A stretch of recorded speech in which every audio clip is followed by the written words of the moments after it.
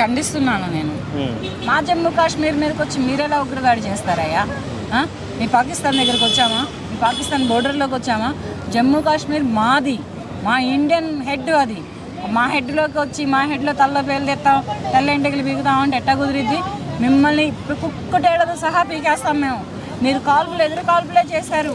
మేము చేసే కాల్పులు ఎలా ఉంటాయో తెలుసా? తాగడానికి నీరుండదు, పీల్చడానికి గాలి కూడా దొరకక, ఊపిరాడక, ఎందుకురా ఈ జన్మ, ఎందుకురా మేము ఆ కంట్రీతో పెట్టుకున్నాం అనే స్థాయికి ఎదుగుతుంది మా ఇండియన్ కంట్రీ. అలా చేస్తారు మా మోదీ గారు. ఏమనుకోని మీరు ఇది ఎంతటి ఉగ్రవాదాలను దాటిని పోటెత్తారు? ఏం చేద్దామని, ఏం సాధిద్దామని? ప్రజల ప్రాణాలంటే మీకు అంత ఆషామాషిగా ఉన్నాయా? ప్రజలు మీకు మళ్ళీ మీ రాష్ట్రంలో, మీ దేశంలో ఉన్న ప్రజలు మా రాష్ట్రాల్లో, మా దేశాల్లో ఉండరా? మా దేశాల్లో ఉంటారు. ఉన్నప్పుడు కూడా మీరు ఇలా ఎందుకు చేస్తున్నారు? సరే చేయండి, ఎంతవరకు కాలుస్తారో కాల్చండి. మా కాల్పులు మొదలైనవి అనుకో, మీ పాకిస్తాన్లో గడ్డి కూడా మొలవదు. మా కాల్పుల దాడికే కానీ, మా ఉగ్రదాడికే కానీ, మీ ఉగ్రదాడికే కానీ పోలిస్తే గడ్డి కూడా మొలవకుండా చేస్తాం. మోడీ గారు చాలా చంచల నిర్ణయాలు తీసుకున్నట్టు కనిపిస్తుంది. ఎవరిని కూడా ఫస్ట్ తారీఖులో పట్టు ఇట్టు ఎవరైనా ఉంటే వెళ్ళిపోండి ఇప్పుడే, తర్వాత నేను పంపించను అనే సంకేతాలు వచ్చాయి ఆల్రెడీ. అంటే నెక్స్ట్ ఫస్ట్ తారీఖు తర్వాత ఒక పెద్ద యుద్ధమే ఉండే అవకాశం ఉందనుకోవచ్చు అంటారా? జరగచ్చు, యుద్ధం జరగచ్చు. లేకపోతే ఎక్కడ వాళ్ళు అక్కడ వెళ్ళిపోతే ఎక్కడెక్కడ సపరేట్గా సైలెంట్గా ఉండొచ్చు. సైలెంట్గా మీరు బ్రతుకులు మీరు బ్రతుకుతాము అనుకుంటే వెళ్ళిపోండి, ఎటోళ్ళు మారిపోండి. ఇక్కడ వాళ్ళు అక్కడికి వెళ్ళిపోండి, అక్కడ వాళ్ళు ఇక్కడికి వచ్చేసేయండి. అంతేగాని మోడీ గారు తీసుకుంటే నిర్ణయానికి తిరుగులేదు. ఇక ఆయన ఎక్కడ ఏది పెడితే ఎక్కడ ఏది పేలుతుందో తెలీదు. ఇది గుర్తుపెట్టుకొని కొంచెం ఈ ఉగ్రదాడిని ఆపి ఎవరి దేశాలు వాళ్ళు, ఎవరి రాష్ట్రాలు వాళ్ళు వెళ్ళిపోతే బాగుంటుంది. అసలు మనం ఇంకా యుద్ధం అనేది ప్రకటించలేదు. ఈలోపు పాకిస్తాన్ అణుపరీక్షలు చేసుకొని ఆ వీడియోలు రిలీజ్ చేసి మనకి చూపిస్తుంది. అంటే మనం బెదిరిస్తుందా, లేదంటే మా బలం ఇదని వాళ్ళు చూపిస్తున్నా? ఎలా అర్థం చేసుకోవాలి? ఇది రెండు, మా బలం ఇదేని అర్థం చేసుకోవచ్చు, లేకపోతే బెదిరింపులుగానైనా చూడొచ్చు. వీళ్ళు బెదిరించే బెదిరింపులకి ఎవరు భయపడి బెదిరిపోరు ఒకటి. తర్వాత ఇంకోటి ఏంటంటే, ఇక బలం ఇదని చూపిస్తే మాత్రం బలానికి బలం మేము చూపిస్తాం. మీ బలం ఎంత ఉందో మా బలం కూడా అంతే ఉంటుంది. మీ ఉగ్రదాడిని, ప్రతి ఉగ్రదాడి మేము చూపిస్తాం. మీరు ఉగ్రదాడి ఆపేస్తే మేము ఆపేస్తాం. మా ప్రజలు మాకెంత ముఖ్యమో మీ ప్రజల ప్రాణాలు కూడా మీకు అంతే ముఖ్యం. కనుక ఇక్కడతోటి ఆపేసి ఎవరి దారులలో వాళ్ళు బ్రతికితే మా జమ్మూ కాశ్మీర్ మాకుంటుంది, మీ పాకిస్తాన్ మీకు ఉంటుంది. ఇప్పుడు ఎప్పుడు జరిగిన ఉగ్రదాడికి ఈ ఉగ్రదాడికి చాలా తేడా ఉంది. ఈసారి ఖచ్చితంగా మతాన్ని టార్గెట్ చేసుకొని హిందువా అయితేనే చంపడం జరిగింది. ఇది కొత్త యాంగిల్ అనుకోవచ్చు. ఇప్పుడు దాకా జరిగిన దాడుల్లో దీన్ని ఎలా చూడాలి? ఒక హిందువుని టార్గెట్ చేసి చంపడం ఎలా చూసుకోవాలి? హిందూ, ముస్లిం, క్రైస్తవుడు అనేవాడు మనం సృష్టించుకున్న సృష్టి. అంతేగాని దాన్ని అడ్డు పెట్టుకొని, మతాలను అడ్డం పెట్టుకొని, కులాలను అడ్డం పెట్టుకొని ఇటువంటి దాడులు, మెరుపు దాడులు చేసి ప్రజల ప్రాణాలు తీస్తూ ఉంటారు. అంటే అవతల సైడ్ ఉన్న ఇండియన్ కంట్రీలో ఉన్నటువంటి రాష్ట్రాల్లో ఉన్నటువంటి యువత ఊరుకోదు. యువత గళం విప్పినా, యువత పోటెత్తినా పాకిస్తాన్ దాంట్లో వచ్చే వాటర్లో కొట్టుకుపోతుంది. ఆంధ్రప్రదేశ్ ఇండియన్ రాష్ట్రంలో ఎటువంటి ఇండియన్ కంట్రీలో ఉన్నటువంటి రాష్ట్రాల్లో ఏ రాష్ట్రం యువత పోటెత్తినా ఆ వాటర్లో కొట్టుకుపోతుంది పాకిస్తాన్ దేశం. ఓకే, కొంతమంది ఇక్కడున్నటువంటి ముస్లింలు, పాకిస్తాన్ సపోర్టర్స్ ఏదైతే దుర్ఘటన జరిగిందో దాని తర్వాత సంబరాలు చేస్తున్నారు, కేకులు కట్ చేస్తున్నారు అనే వార్త వినిపిస్తూ ఉంది. అలాంటి ఘటనలు ఎలా చూడాలి? అవైతే నాకు తెలియదు. అలా చెయ్యరు. ఎందుకంటే ఇండియన్లో ముస్లిమ్స్ ఉన్నా ఇండియన్ వాళ్ళే కనుక ఇండియన్ కంట్రీకే చెందిన వాళ్ళు అవుతారు. అటువంటి వాళ్ళు ఎవరైనా ఉంటే మరి ఇండియా నుంచి పంపించేసేస్తే బాగుంటుంది. వాళ్ళు అటువంటి కేకులు కట్ చేసుకోవటాలు, సంబరాలు చేసుకోవటాలు, పండుగలు చేసుకోవటాలు లాంటి వాళ్ళు ఎవరైనా ఉంటే వాళ్ళని ఇమీడియట్లీగా ఇండియా నుంచి తరిమి కొడితే బాగుంటుంది. ఓకే, చివరిగా ఎలాంటి బుద్ధి చెప్తే ఈ పాకిస్తాన్కి కానీ, లేదా పాకిస్తాన్ ఉగ్రవాదులకు కానీ, లేదా ఇతర ఉగ్రవాదులు కానీ అసలు ఇండియాని చూడాలన్నా, ఇండియాని టచ్ చేయాలన్నా సరే వాళ్ళకి ఆలోచన కూడా రాకుండా ఉండాలంటే ఎటువంటి నిర్ణయం తీసుకుంటే బాగుంటుంది? ఎలాంటి యుద్ధం చేస్తే బాగుంటుంది? దాని గురించి నేను చెప్పడం కంటే కూడా జస్ట్ మీ అభిప్రాయాన్ని షేర్ చేస్తాను. మోడీ గారు తీసుకునే నిర్ణయాలు, మోడీ గారు తీసుకునేటటువంటి స్టెప్పులు, మోడీ గారు తీసుకునేటటువంటి ముందడుగులు చాలా అంటే వాళ్ళకి ఇక చావునే చూపిస్తారు. ఇంకింత మించి మన ఇండియన్ కంట్రీ మీద, జమ్మూ కాశ్మీర్ మీద జరిగినటువంటి ఉగ్రదాడి గురించి అందరి దృష్టిలో ఉంది, కాదని నేను అనట్లేదు. కానీ దీన్ని బట్టి మోడీ గారు తీసుకునే నిర్ణయాలు చాలా భయంకరంగా ఉంటాయి, చాలా దారుణంగా కూడా ఉంటాయి.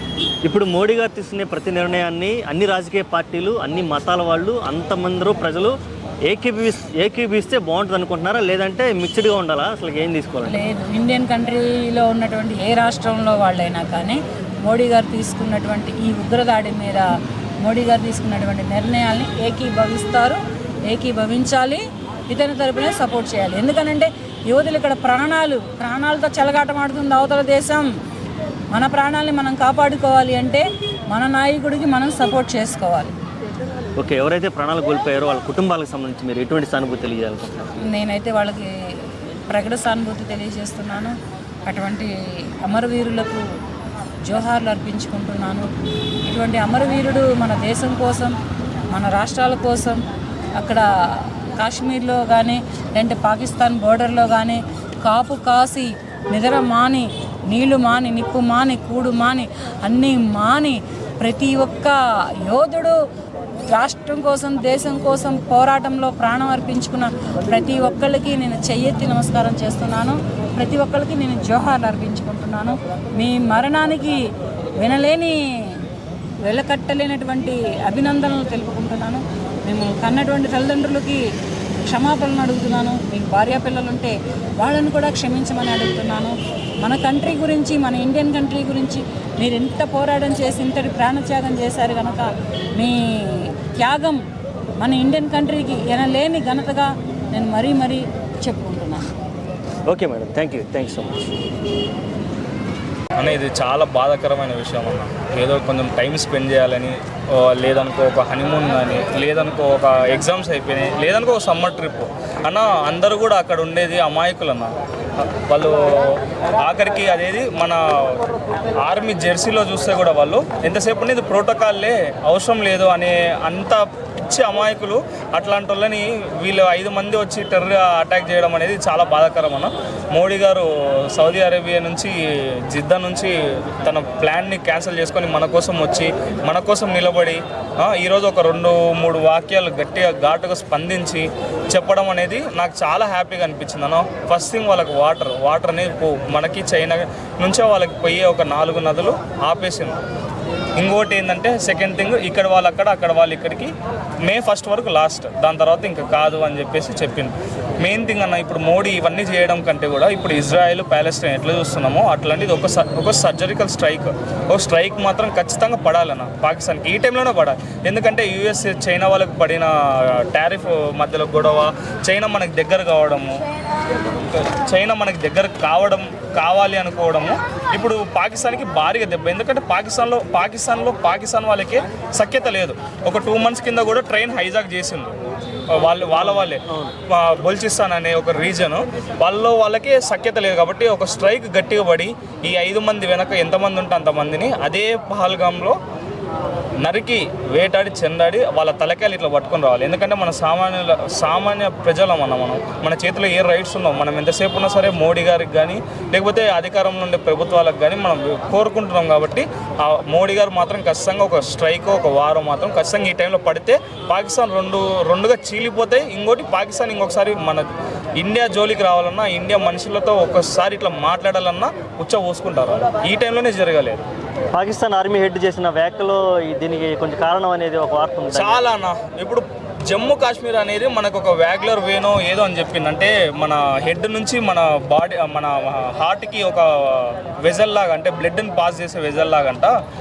అది అక్కడ ఎవరు మన హిందూ వాళ్ళు ఎవరు ఉండకూడదు, అంతా ముస్లిం వాళ్ళే ఉండాలి అనేసి ఒక ఘాటు ఒక ఆయన స్టేట్మెంట్ వదలడం జరిగింది. కాబట్టి ఖచ్చితంగా దీని వెనక అదేది టీఆర్ఎఫ్ కానీ పాకిస్తాన్ వాళ్ళ ఆర్మీ మిలిటరీ హెడ్ కానీ వీళ్ళందరూ అనుకునే చేసిందన్న. ఇప్పుడు వాళ్ళు భయపడి, మన ఇండియాకి భయపడి, మన మోడీ గురించి భయపడి, మనకుండే మిలిటరీ సోర్సెస్ మనకు సపోర్ట్ చేసే రష్యా కానీ, మనకు సపోర్ట్ చేసే యూఎస్ఏ కానీ, ఇజ్రాయెల్ కూడా మనకే సపోర్ట్ చేస్తాయి. కాబట్టి వీళ్ళకి అందరికీ భయపడి మాకేం సంబంధం లేదు ఈ టెర్రర్ అటాక్లో అని చెప్పేసి చెప్తున్నారు.